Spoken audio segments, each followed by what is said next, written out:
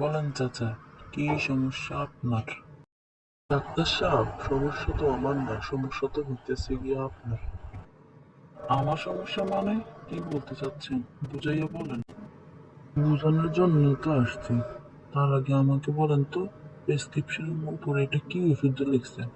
আমি না হয় 20টা দোকান খুঁজছি, একটা দোকানও এই ওষুধটা পাইলাম না। আরে, এটা তো কোনো ওষুধের নাম না। আসলে কি হয়েছে, নতুন কলম দিয়ে লিখছিলাম তো প্রথম যখন কালি বের হইতেছিল না, তাই একটু প্রেসক্রিপশন করে ঘষাঘষি করে নিলাম। আপনি ঘষাঘষি করার আর জায়গা পাইলেন না, জানেন এই জন্য আমার কত দোকান ঘোরা লাগছে, কতটা হয়রানি শিকার হওয়া লাগছে।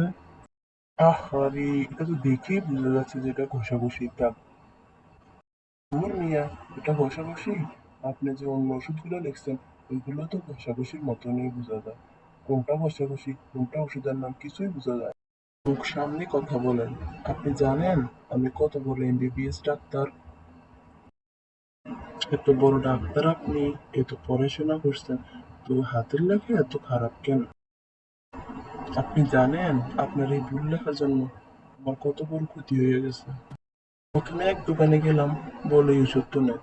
পরে অন্য দোকানে গেলাম, বলে এই ওষুধের কোম্পানি তো বন্ধ হয়ে গেছে, অন্য কোম্পানির ওষুধ নিয়ে যান।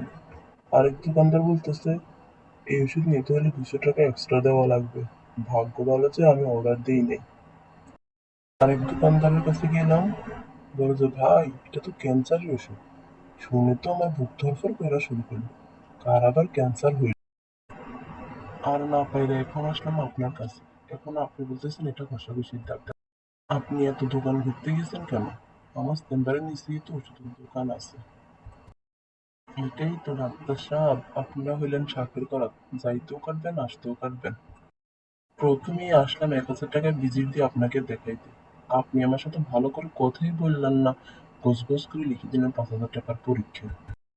পরীক্ষা করে নিয়ে আসলাম, আপনি রিপোর্ট ভালো করে না দেখে হিজিবিজি করে লিখে দিলেন প্রেসক্রিপশন। প্রেসক্রিপশন নিয়ে আমার যা তা হয়রানি, এখন বলতেছেন আপনার দোকান থেকে ওষুধ কিনে। আপনি এভাবে কথা বলছেন কেন? ভদ্রভাবে কথা বলুন। আপনারা অভদ্রভাবে অসহায় মানুষ থেকে টাকা নিচ্ছেন, আর আমরা কথা বললেই দোষ? আপনি কি জানেন আপনাদের মতো ডাক্তারদের খারাপ হাতের লেখার জন্য রোগীদের কত বড় ক্ষতি হয়? হাজার হাজার লোক মারা যাচ্ছে আপনাদের এই ভুল হাতের লেখার জন্য, আপনি জানেন? শুধুমাত্র ভুল চিকিৎসা আর ভুল ওষুধের জন্য মানুষ তাদের প্রাণ হারাচ্ছে। সরি, আমি আর কখনোই এরকম করব না। সুন্দর ও পরিষ্কার করে প্রেসক্রিপশন লিখবো, রোগীকে ভালো চিকিৎসা সেবা দিব।